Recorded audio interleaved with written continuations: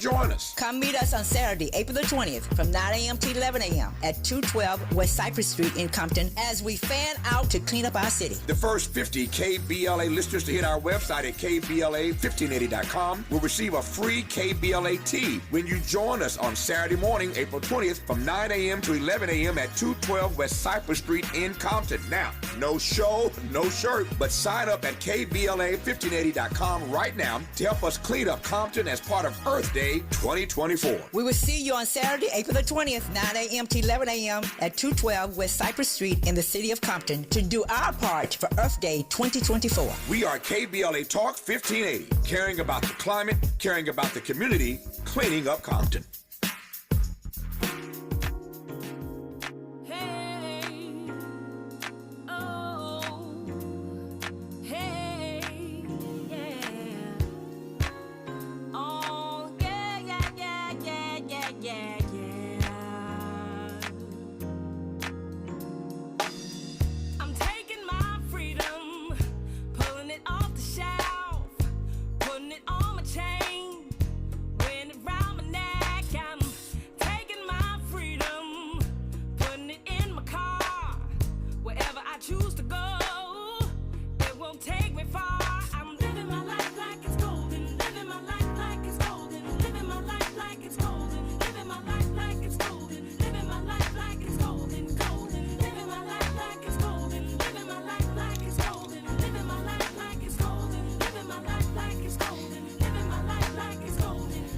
That's my girl Jill Scott.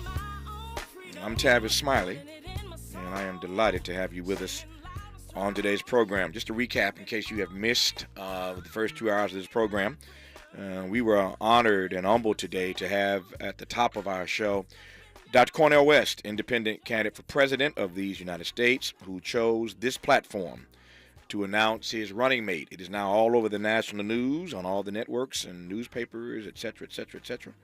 But Dr. West announced on this program 2 hours ago that he has chosen Dr. Melina Abdullah to be his running mate in this campaign, which means for the first time ever, voters, certainly African-American voters and beyond, will have an option to choose two African-Americans on the ticket for president and vice president, two noted and brilliant scholars. As I've said a couple times already, interestingly, Melina Abdullah, Dr. Abdullah, is also from Northern California, like Kamala Harris, also an AKA, like Kamala Harris, and also went to Howard, like Kamala Harris, and that's where the similarities end. So it's going to be fascinating to watch this campaign of West and Abdullah as we move through this year between now and November. And we thank again Dr. West and Dr. Abdullah for choosing this platform on which to make that announcement. I said before, and I'll say again, that the black media is more relevant and more necessary now than ever before. There's some questions that don't get asked if we don't ask them, some issues that don't get raised if we don't raise them, some people doing great work and doing big things that don't get profiled if we don't profile them. We're going to discuss two issues in a moment that aren't discussed enough in the mainstream media. So thank God for Jesus. Thank God for black media. And thank God that Dr. West and Dr. Abdullah and a few others every now and again choose a black media outlet, a black media platform to make such a significant announcement that is not lost upon us here at the Tavis Smiley Show or at my home station in LA, KBLA Talk 1580. We are deeply grateful and indebted to them for choosing this platform nationally and locally to make that announcement. And so we say thank you. And we'll follow this campaign as we are following all the other campaigns between now and November. In this hour, speaking of issues that we need to be talking more about, on the B side of this hour, the backside, our resident physician, Dr. Robert Drummond, on a biased test that kept thousands of black folk from getting kidney transplants. That's beyond disturbing. We'll do that on the backside of this hour. But we commenced this hour, our final hour today, talking about the maternal mortality rates for black women in this country. They are far, far too high, and that, frankly, is unacceptable. Dr. Carla Williams joins us right now on the eve of Black Maternal Health Week, and I can assure you this is the first of a number of conversations we'll have over this Black Maternal Health Week. Why? Because it matters just that much. So it's the first of these conversations about black maternal health, these health disparities, and most importantly, how to improve maternal health outcomes for black women. Dr. Carla Williams, I'm honored to have you on this program. How are you today? I'm doing great, Tavis. Thank you so much for having me today. It's my great delight to have you on. Let me jump right in and make the most of the time that we have. Um, I am buoyed by the fact that we are at least, it seems to me, getting more conversation about this issue of Black maternal health. We now have a Black Maternal Health Week discussing these issues. What's your sense of whether or not this issue is being raised a little higher on the American agenda? I definitely think that it's getting a lot more attention. I think that's important and needed because in order to, find solutions and work on the problem, it at least needs to be addressed and highlighted. So I've definitely seen in the past few years that it's receiving a lot more attention. Yeah. Tell me more about these disparities and why. I just want to set the table here, frame the conversation, and we'll build from there. But tell me more about these disparities and why they are so persistent. Yeah, so it's just to name, what's going on here. We know that the mortality rates for Black women across the United States are at least 3 times higher than their white counterparts. And it can be higher than that depending on the area. So, we're just in a dire state right now where these statistics need to improve. So really what we need to do is create, the solutions for this. And we're starting by highlighting it, and we see that there's things that can be done in our hospital systems to help, improve this issue. Why? Not even asking this. Well, let me just do this. Let me tell you where I want to go, and we'll get there when we come forward. I am curious as to why this gulf exists. That Black women are multiple times more likely to be subjected to death and other issues when it comes to Black maternal health. Why does this gap exist? Why, again, is it so persistent? Of course, we'll talk about what we can do about it. Our guest is Dr. Carla Williams as we start a series of conversations in advance of Black Maternal Health Week. You're listening, and I'm glad about it, to Tavis Smiley. Hope, agency, dignity. This is Tavis Smiley. Can you dig it? Come on! Hey y'all, Mona Swain here from Target's new YouTube series, My Cart is Full, where we feature Black founders and creators highlighting their connection to our community. As an actor and content creator, I love using my voice to inspire young Black women who look like me. When it comes to feeding my shine, seeing myself reflected in Black-owned and founded products at Target brings me joy. Together, we are Black Beyond Measure. Learn more at target.com/Black Beyond Measure. Cookie wants to be a professional wrestler. I'm Cookie Serratos and I'm 11 years old.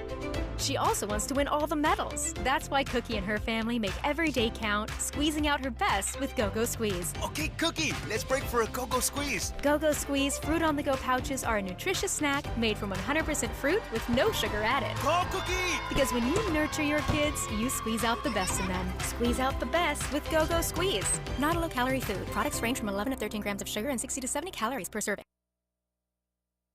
We asked seniors how to prevent Medicare scams.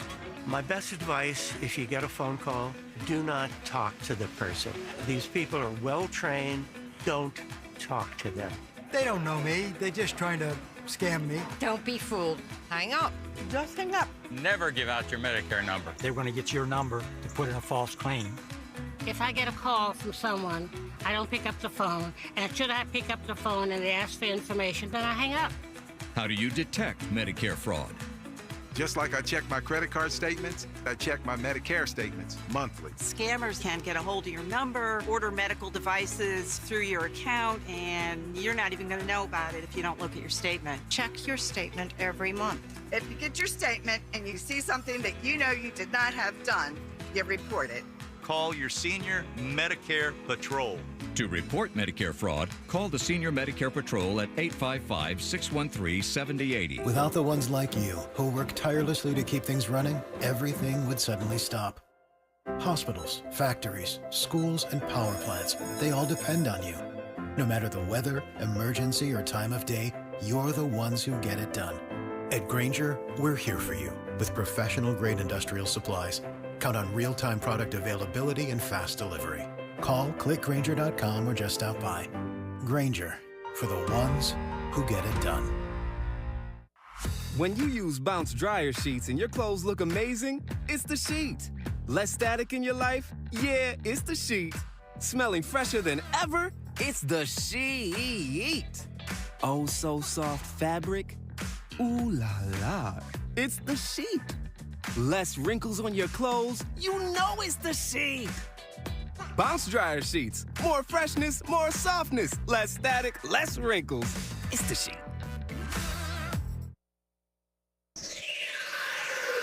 Sounds different, huh? This is Tavis Smiley. Tavis Smiley and Dr. Carla Williams, as we are commencing right now a series of conversations in the days to come about Black Maternal Health. We are just on the eve of Black Maternal Health Week, and we're going to spend some time on this program nationally talking about Black women, about these health disparities, and ultimately about how we can improve maternal health outcomes for Black women. We'll talk about these pre-existing conditions. There's a lot to talk about vis-a-vis Black maternal health, and I'm honored and humbled to have a platform to do so in the days ahead. So let me pose the question that I mentioned before the break, Dr. Williams. Why are these disparities so stubborn?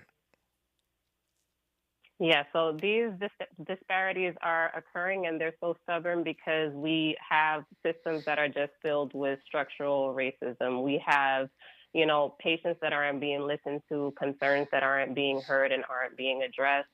And unfortunately, we have providers also that, come with their own biases, this implicit bias that oftentimes isn't even recognized or acknowledged, but there needs, to be a lot of work done in order to dismantle these issues within ourselves. Yep. As well. Tell me more from a medical perspective, and that's what you are, a doctor, obviously. Tell me more.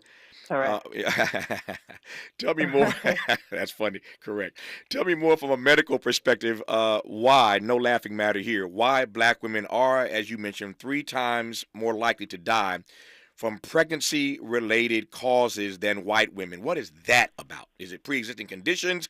Is it the structural racism you mentioned? Is it all the above? Tell me, why does that stat have to be a stat?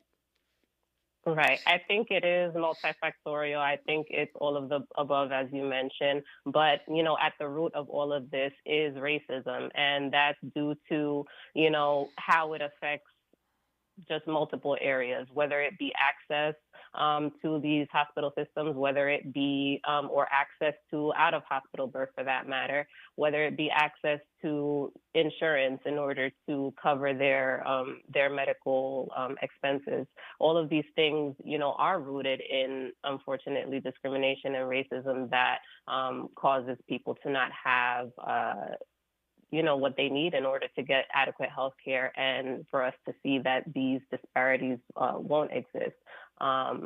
So it's an issue where access needs to be improved and where the care given by providers needs to improve as well.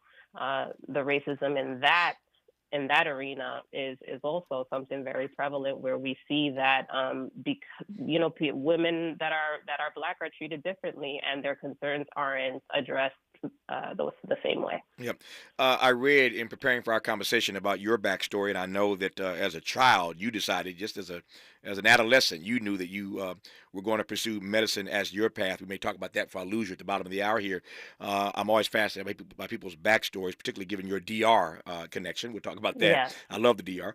That said, tell me more about the providers, because that's part of this equation. We're going to have a guest on this program in the coming weeks.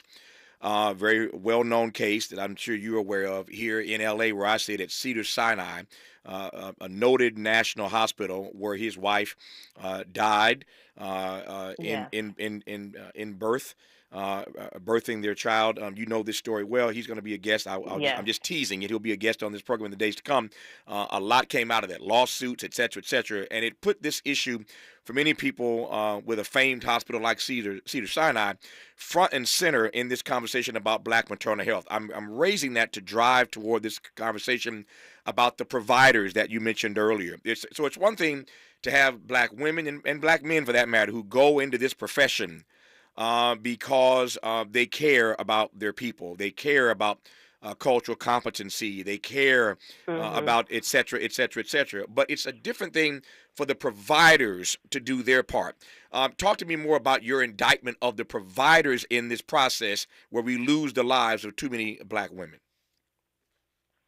Well, I mean, even in the case that you mentioned, and I won't talk about that specifically, but it was an issue of, not listening to the concerns. That's and right. many times, even when, Black women have to go into the health system, needing to advocate for themselves and, prepare essentially for a fight many times because, they bring things up that aren't, they're not listened to. They have to request multiple times. Sometimes even you mentioned that cultural competency, but providers aren't even able to really relate to the patient and understand where they're coming from, understand what certain limitations may be.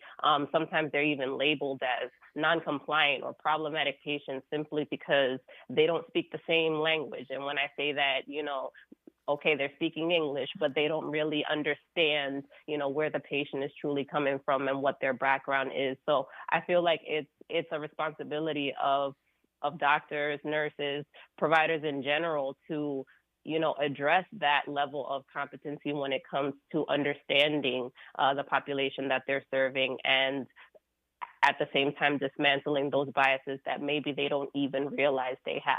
Yeah, I want to connect the dots for our audience here because I think it's necessary in this moment to do so.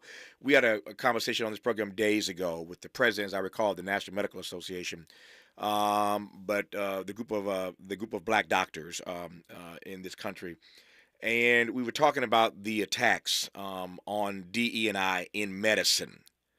And I thought about that as you were talking a moment ago, because if we're attacking DE&I in medicine, where there's already a shortage of doctors and providers who don't get it when it comes to the maternal health of Black women, if we're making it more difficult, we're putting up more hurdles for Black folk to get in this space called medicine, that's only going to make this problem much worse. That's my sense in the years to come. It gets worse, not better, if we're going to put up hurdles for Black folk to become doctors. Yes, no? Absolutely. I agree 100%. And there's even studies that show that Black people, Black patients do better when they're taken care of by doctors that look like them, talk like them, and are of their same background. So, the science is there, the evidence is there, and we need to, not pose these roadblocks and allow people and not make it more difficult. Like you said, make it easier because, it's needed. Yeah. Tell me more about these social determinants of health that put Black women too often in harm's way to begin with.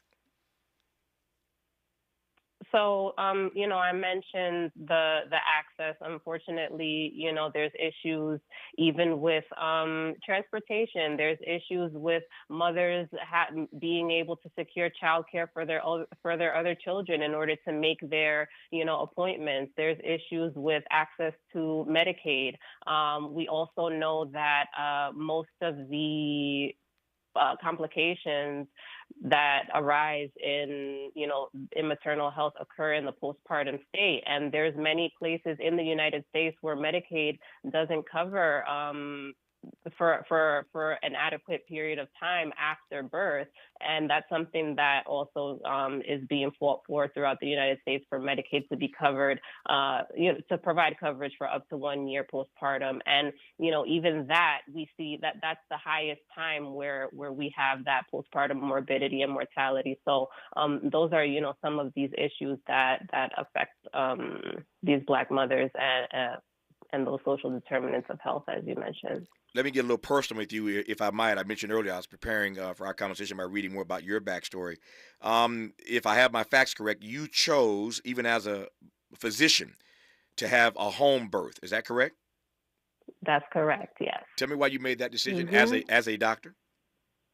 As a doctor, I made that decision because with the birth of my first child, which was in the hospital system, I experienced discrimination. I was questioned about my insurance and told, by a provider that they didn't take care of Medicaid patients because they weren't productive members of society.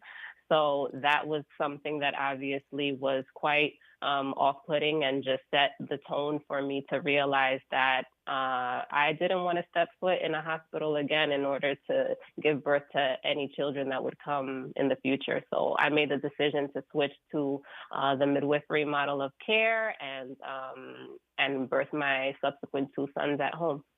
That's a pretty damning indictment of a healthcare system of which you are a part. Exactly.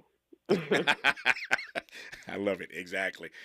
Tell me, nothing more need to be said on that. I take your point. Nothing more. Yeah, I take your point.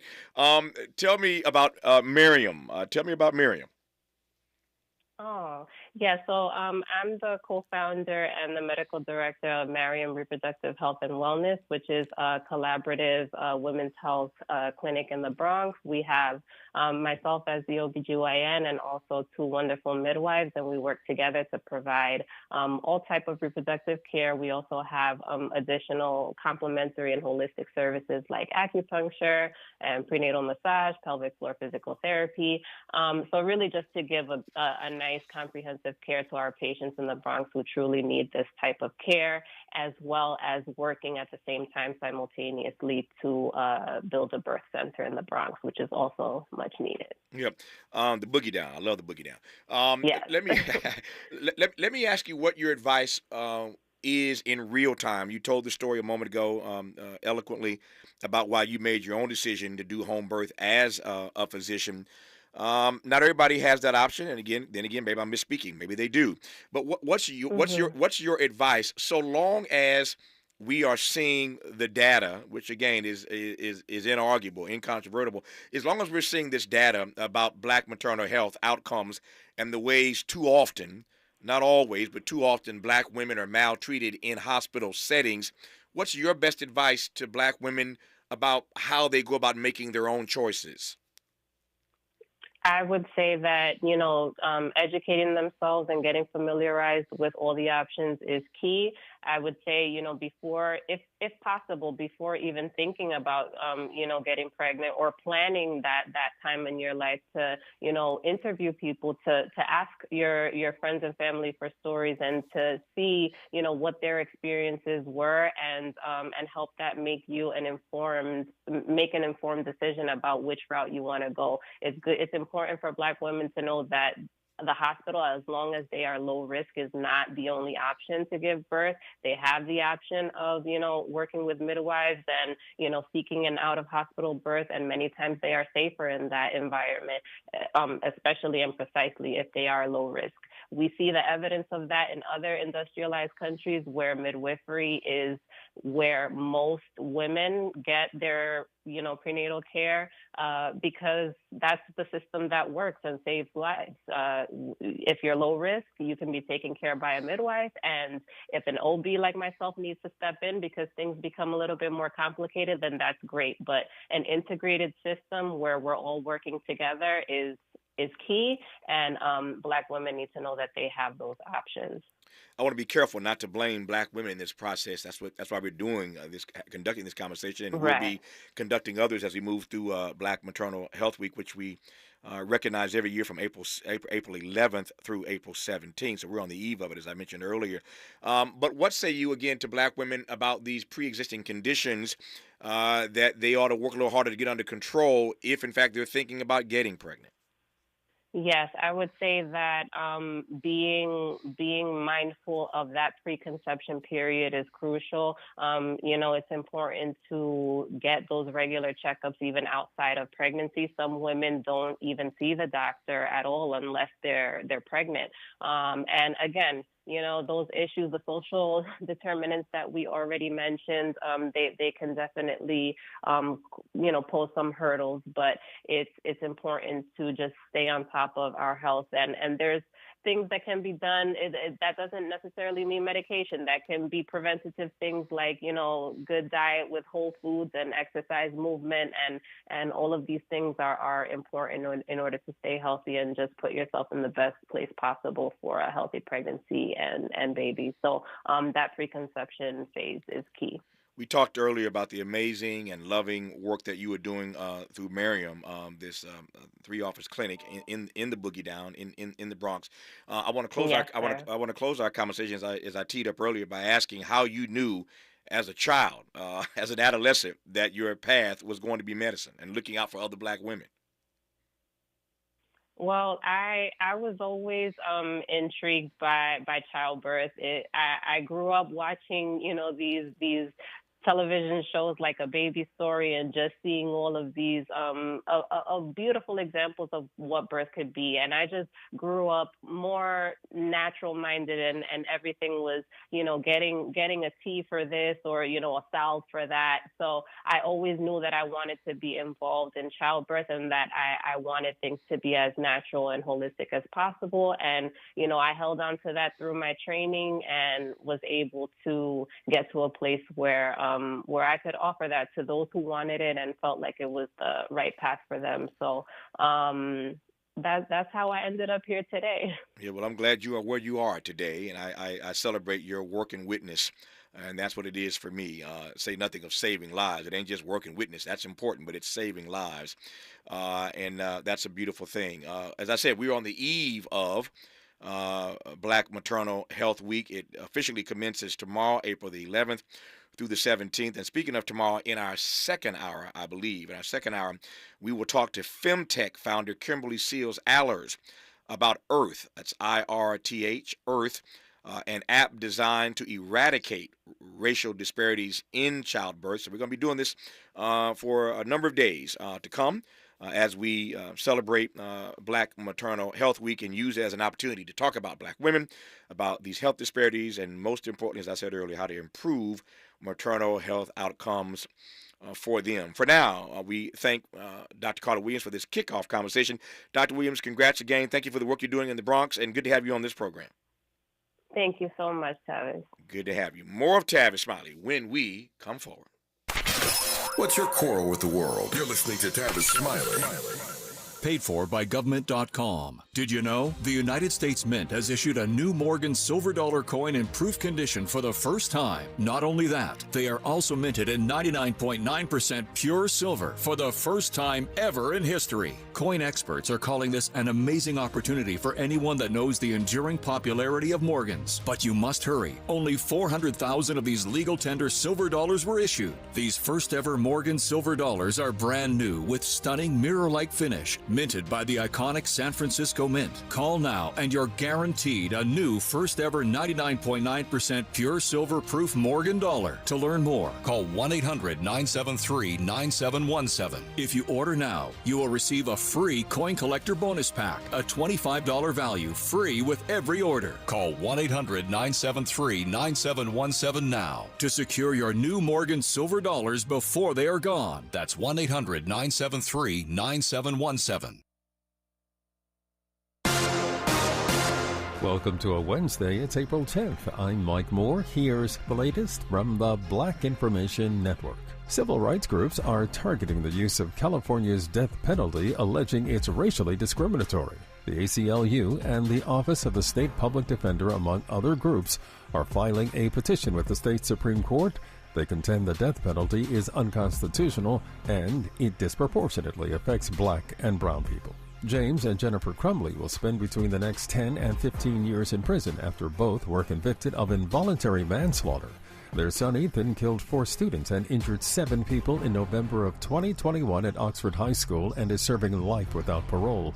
It's the first time in the U.S. that the parents of a child mass shooter have been held responsible. And that's the latest. I'm Mike Moore from your 24/7 news source, the Black Information Network, and BINnews.com. Can your roof handle extreme weather? If you have leaks or a 20-year-old roof, go to localroofs.com to schedule a free roof checkup. Localroofs.com proudly offers 5-star service with flexible financing, including 0% interest for 18 months on approved credit. Go to localroofs.com. This is the KBLA Sports Minute with Ray Richardson. There are several concerns for the Lakers after they lost by 14 at home last night to Golden State. The Lakers were reminded how weak their defense can be without Anthony Davis. Davis missed the game with an an eye injury, Golden State made 26 three-pointers, the most allowed by a Lakers team in franchise history. Last night's loss also confirmed that the only way the Lakers can make the playoffs is through the play-in round. The Lakers are 9th in the Western Conference with 2 games left. At Memphis Friday, at New Orleans on Sunday. LeBron fought off flu symptoms to finish with 33 points and 11 assists. The Clippers won in Phoenix last night without Kawhi Leonard and James Harden. Leonard has a sore knee, Harden a sore foot. Russell Westbrook had a triple-double with 17 points, 15 assists, and 15 rebounds. The win clinched the Pacific Division title for the Clippers. No debates, no speculation, just the info you need. That's your KBLA Sports Minute. I'm Ray Richardson. More news, opinions, and conversation when we come forward on KBLA Talk 1580. Climate justice, climate equity, climate resilience. By any other name, we demand environmental justice in 2024 and beyond. We're KBLA Talk 1580, and we don't black down.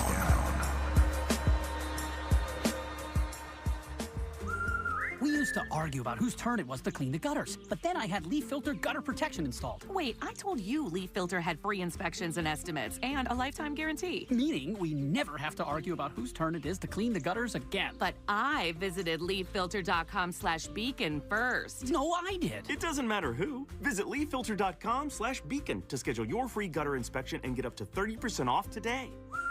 See representative for warranty details. Promotion is 20% off plus a 10% senior or military discount. 1 discount per household. I feel occasional burning and stabbing in my hands as I age. I sometimes feel numbness and tingling in my feet as I get older. It's starting to get in the way of doing what I love. At Nervive, we hear you, and we can help. Nervive's clinically studied dose of alpha-lipoic acid reduces occasional nerve discomfort in as little as 7 days with continued daily use. Now that I know, I'm taking control. Try Nervive Nerve Relief and say yes to healthy nerves. These statements have not been evaluated by the Food and Drug Administration. This product is not intended to diagnose, treat, cure, or prevent any disease. We've got a lot to talk about. Hi, I'm Ray Richardson, your sports connection here at KBLA Talk 1580. Join me and my co-host Neil Scarborough every Saturday night at 7 for Out of Bounds, the show that brings some flavor to the world of sports for 60 minutes. We take you beyond the scores and press conferences. We give you our point of view, the way black folks see what's going down. You can join the conversation and give us your analysis at 1-800-920-1580. Out of Bounds every Saturday night at 7 on KBLA Talk 1580. We've got a lot to talk about. Unapologetically progressive. KBLA Talk 1580. We've got your black. You like the style, though. Substance use disorder and addiction is so isolating. And so, as a black woman in recovery, hope must be loud. It grows louder when you ask for help and you're vulnerable. It is the thread that lets you know that no matter what happens, you will be okay. When we learn the power of hope, recovery is possible. Find out how at startwithhope.com. Brought to you by the National Council for Mental Wellbeing, Shatterproof, and the Ad Council. Hi, I'm Henry Winkler. My eyes are very important to me. My eyes connect me with everything I love. I loved my late father-in-law dearly. He always lit up a room, but his vision dimmed with age. He had age-related macular degeneration, or AMD. And since partnering with Apellis, I've learned there's an advanced form of dry AMD called geographic atrophy, or GA. His struggle with vision loss made me want to help others know about GA's warning signs. For some, colors appear dull or washed out. For others, hazy or blurred vision make it hard to see details, like fine print on price tags. Many have trouble seeing in the dark, making driving at night difficult. GA gets worse over time and cannot be reversed. If you think you have GA, don't wait. Treatments are available. Ask a retina specialist about FDA-approved treatments for GA and go to GAWon'tWait.com. Ready to re-examine your assumptions and expand your inventory of ideas? More of Tavis Smiley coming your way right now. After that conversation about Black Maternal Health with Dr. Carla Williams, we close today's program with our resident physician, Dr. Robert Drummond, talking about a biased test that kept thousands of black folk from getting kidney transplants. Let me commence this conversation by saying, first of all, hello to our resident physician, Dr. Robert Drummond. How are you, sir? I'm doing well. How you doing? Man, if I complained, I'd be an ingrate. You know me. Glad to have you on. And I wish we were under different circumstances, but I was just saying earlier that this is why black media is so necessary and so relevant. Sometimes there are stories that we just don't hear about, issues that we ought to be made aware of that really aren't on our radar because ain't nobody else talking about them. So we got to talk about them. And so this is one of those things that I want us to talk about. So I'm going to pass the mic to you. Tell me about this study, this test that I referenced a moment ago that kept a whole lot of black folk from getting kidney transplants, Dr. Drummond. Right. Well, this has to do with the test called the EGFR, the Estimated Glomerular Filtration Rate. It's like Dr. Drummond, it's a bunch of big words. What does that mean? Well, in the kidneys, one of the main goals of the kidneys, and the kidney has a lot of functions, It's not just to produce urine.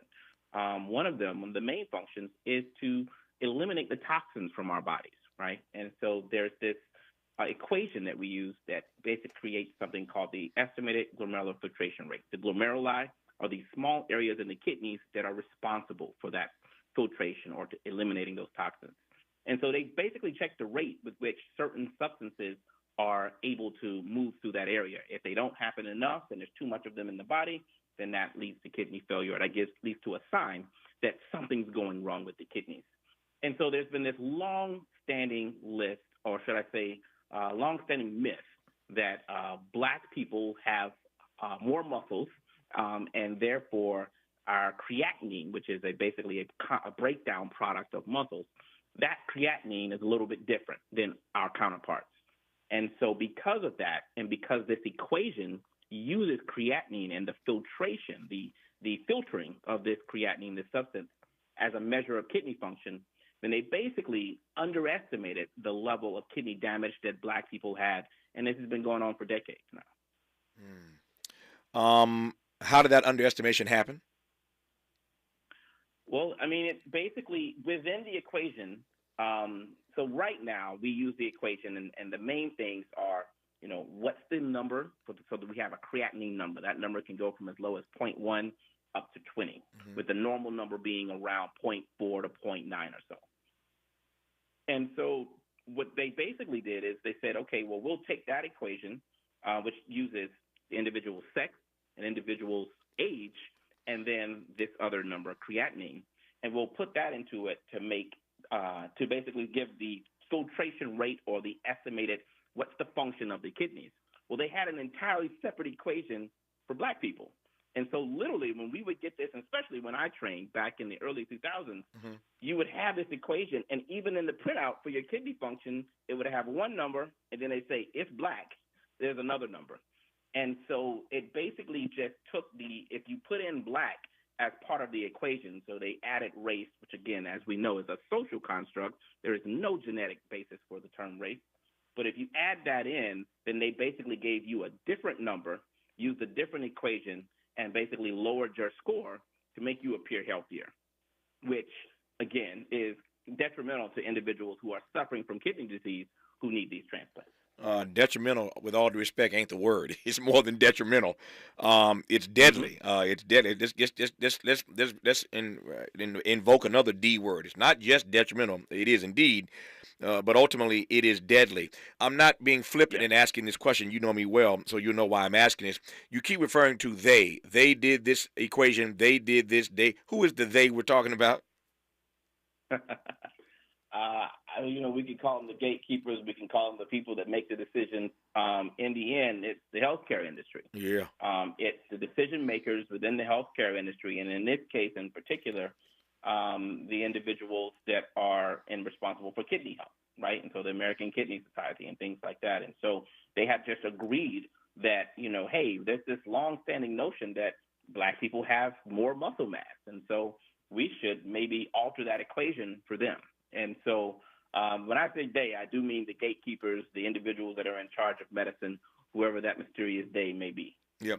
To your mind, given how long this process existed, was that a benign neglect? Was this, to your mind, intentional? I asked that because we just talked about Black Maternal Health with Dr. Carla Williams. We're going to be doing that for the next week as we celebrate Black Maternal Health Week and just try to get these issues out to the public. But we were talking, and no surprise to you, you and I have discussed this before in our conversations about the racism in the healthcare industry. The fact that test could be underestimating black people in this way for so long, and thereby denying black people kidney transplants, thereby essentially killing black people. Was that intentional? Was it a misread? Was it a miscalculation? You tell me. You know, I try not to be too much of a pessimist. I try to just be a straight shooter and call things like they are. And a lot of people are probably not going to like this. A lot of people don't like a lot of things that I say. I don't think that they were being pessimistic. I don't think they were being neglectful or intentionally neglectful, should I say, in doing this. I think that there were some small studies, and this goes into the importance of understanding research, right? Mm-hmm. So me as a physician scientist, my approach during the pandemic was very different than the average clinician. This goes into the importance of understanding the difference between a large study, a small study, a study with a large N, a study that's done in a high-impact journal, et cetera. And so they took some smaller studies that showed maybe there was a difference in creatinine in African Americans, and that's the reason we should have this equation be a little bit different for them. And so there was some, I guess you would say, clinical justification for this in terms of in the research or in the literature, but it wasn't very good research, as you can imagine. And so they took it and they ran with it. But I would say that I don't think that it was, intentionally done for the purposes of, being neglectful. But, the harm that was done is undeniable. Yeah. When we come forward, I want to talk to you, since you mentioned studies, about black people and studies. There are two reasons why I'm asking. I want to ask. One is because you raised it, as I said. Secondly, because I was in a meeting here at my local radio station here in L.A., my home station, KBLA, Talk 1580, in a meeting with Gary, who's our chief revenue officer.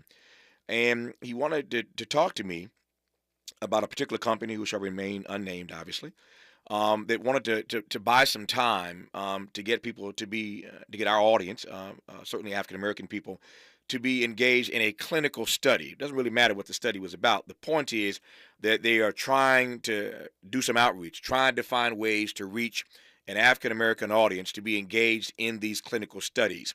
I think you see where I'm going. I got 2 or 3 questions I want to ask specifically about black folk and the need for them to engage in these clinical studies. His name is Dr. Robert Drummond. I'm Tavis Smiley. More when we come forward. What is dedication? My biggest fear in the middle of my addiction was that my kids wouldn't have a father. And I started thinking, you know what? This isn't my story.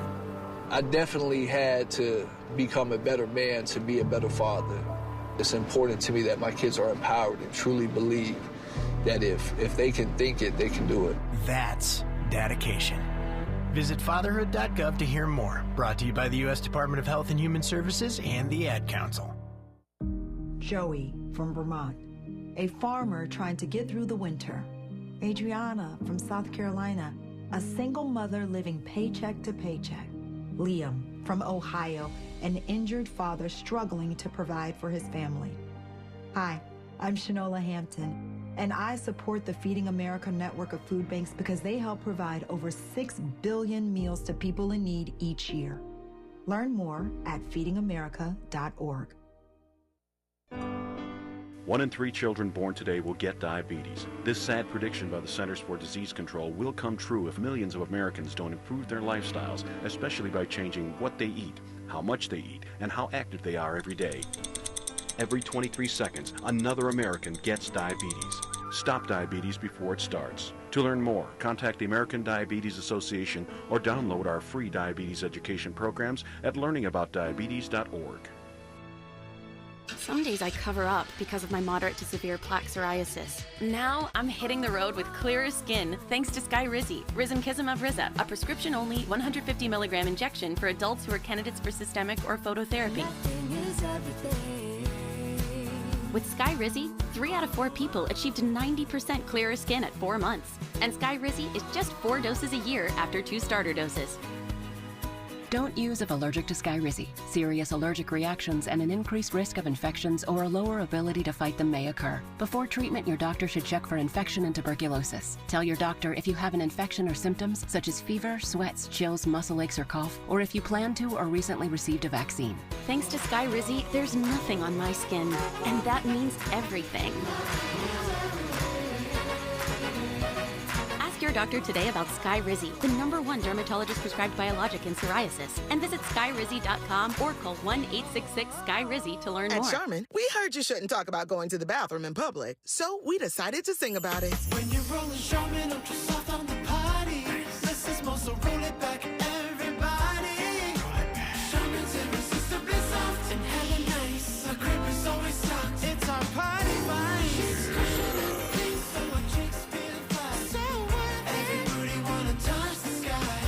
Charmin Ultra Soft is irresistibly soft and more absorbent, so you can use less. Enjoy the go with Charmin.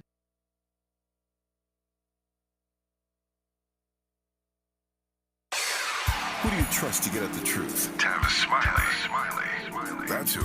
The conversation continues right now.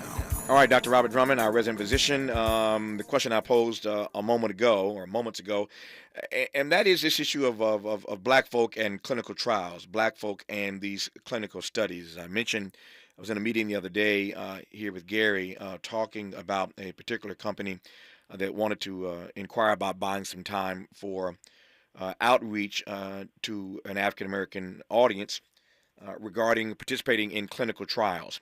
I don't want to color the question much more than that, but I'm asking it in part because they had that equation wrong, and I'm not suggesting that more black folk participating in a clinical trial might have helped them. I do not know, but I'm thinking of all these maladies that we face as a people, that we seem to be on the short list every time we have a conversation about some sort of health issue, a health crisis, a health disparity. We're always pulling the short straw. And I wonder to what extent our being willing, our being open to participating in these clinical trials would make a difference, or is that something that you don't recommend that black folk do? Well, no, I think you hit the nail on the head when it comes to this. First, as it relates to them using that equation, and did the low number of African Americans in the trial make a difference? I think the answer is yes. I think that, and I can't recall the exact nature of the studies that they looked at, but the more individuals that you have participate across the entire spectrum of the population, then the better and the more applicable to the entire population that study is going to be. When you have one group like African Americans who don't like trials, understandably so, I will be the first one to always say I understand our history when it comes to what has been done to us in the in the field of biomedical research. And so there is that very real apprehension that's there, but it does come at a detriment.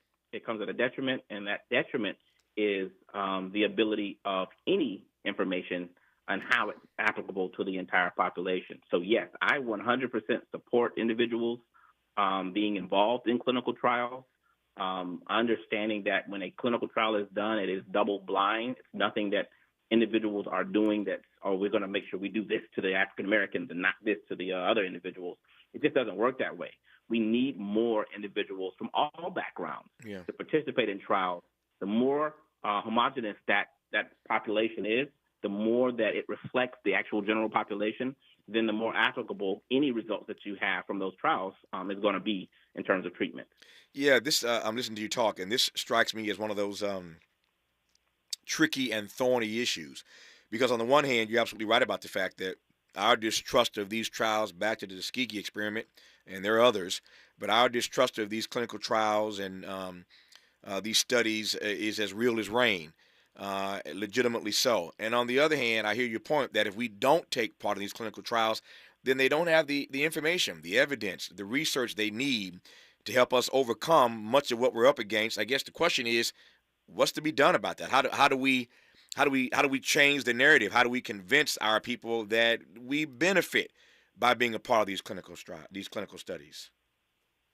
Well, one of the first things that I think we can do, that you and I have been united in this front for the last 4 years, is just educating the public. Yeah. I mean, it starts with education. It starts with platforms like this, just getting the information out there in terms of the importance. You know, if I tell someone about that, hey, the kidney is important. And they're like, okay, that doesn't make sense to me. Maybe it is, maybe it isn't. But I say, hey, the kidney doesn't just make urine. It regulates your blood pressure.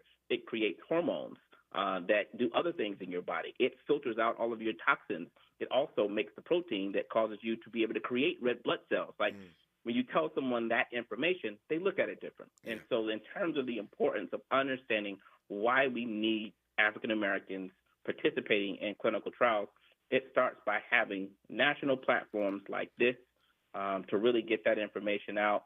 I think before it's all said and done, my biggest goal is to have a national platform in some way, form, or fashion to be able to just talk about health to our community. That's a huge goal of mine. Well, I'm glad you share this one with me for the time being, and I'm here to support you in anything and everything you do. He is our resident physician, Dr. Robert Drummond. Our many moments with him when we come forward on Tavis Smiley. For all the freedom-loving folk, this is Tavis Smiley. I feel like If you're like me, 60 and retired, making ends meet, especially here at the supermarket and drugstore, is tough. I'm so blessed to have found benefitscheckup.org. It's a free and confidential website from the National Council on Aging that connected me to $1,200 a year in programs that help pay for food, medicine, utilities, and more. Maybe it can help you. benefitscheckup.org. My daughter was diagnosed with a rare malignant rhabdoid tumor on the spine. They sent her straight to St. Jude. My hope was gone. But when you get there, everyone's like, hey, we're not going to give up. And when you see other people not giving up on your child, that makes all the difference in the world. When I found out I didn't have to pay, I was just grateful. They saved my baby's life. Finding cures, saving children. Learn more at stjude.org. KBLA Talk 1580. We've got a lot to talk about. KBLA Talk 1580 reminding you that we keep us safe. Pro Football Hall of Famer and urban peace pioneer Jim Brown believed in just that. So he founded the Amera I Can Foundation for Social Change in 1988, focusing on at-risk and high-risk youth in underserved schools and juvenile detention facilities, as well as adult incarceration and reentry initiatives. The core of the Amera I Can program is its 15-chapter life skills curriculum. Mastery of these skills allows individuals to meet their academic potential, conform their behavior to acceptable societal standards, and improve the quality of their lives by equipping them with what they need to confidently and successfully contribute to society. Today, the foundation is led by its president, Monique Brown, who has been actively involved in the organization for more than 25 years. The Amera I Can Foundation continues its work in memory of its founder, actor, philanthropist, and NFL legend Jim Brown. To get involved or make a donation, please visit AmeriICanCommunity.partners. That's AmeriICanCommunity.partners. This is a community call to action from KBLA Talk 1580.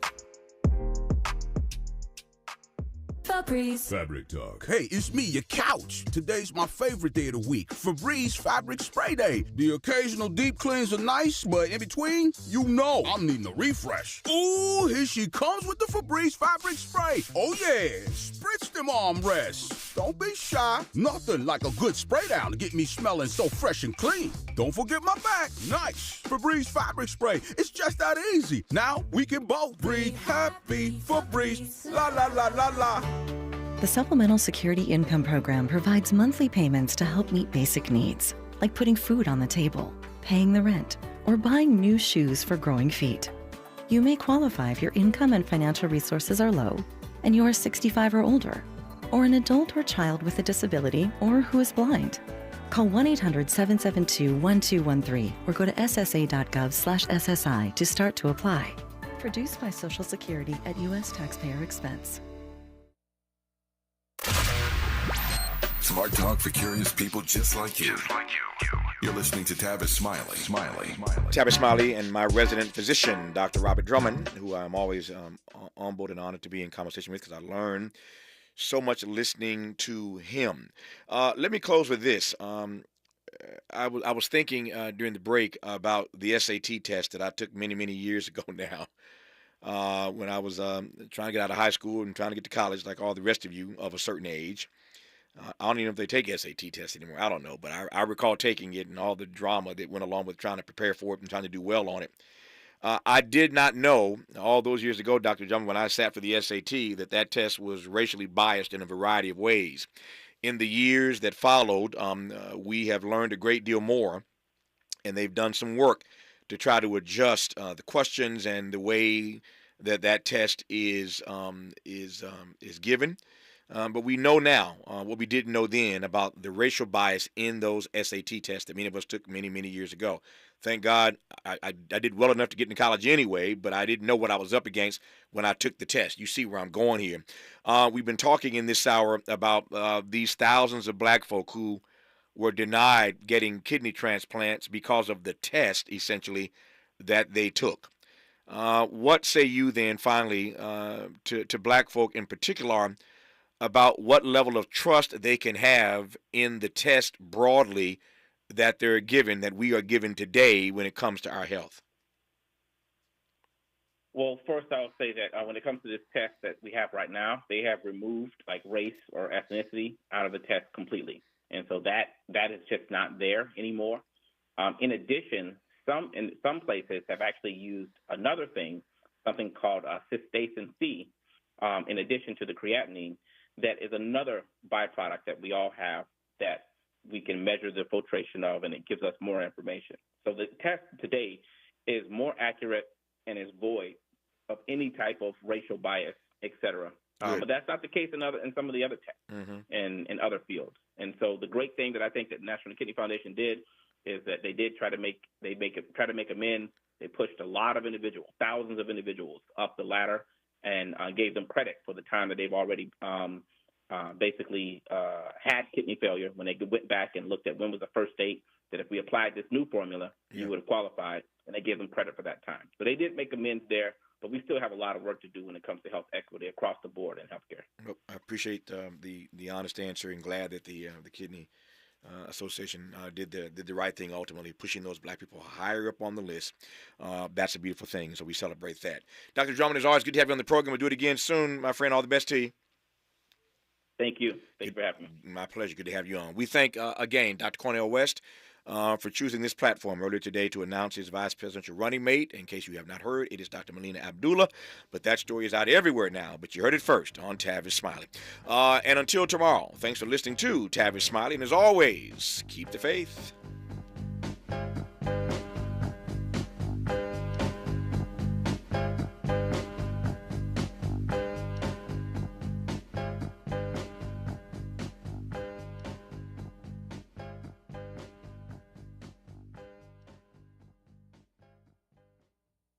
KBLA 1580 Santa Monica. Welcome to a Wednesday. It's April 10th. I'm Mike Moore. Here's the latest from the Black Information Network. Civil rights groups are targeting the use of California's death penalty, alleging it's racially discriminatory. The ACLU and the Office of the State Public Defender, among other groups, are filing a petition with the state's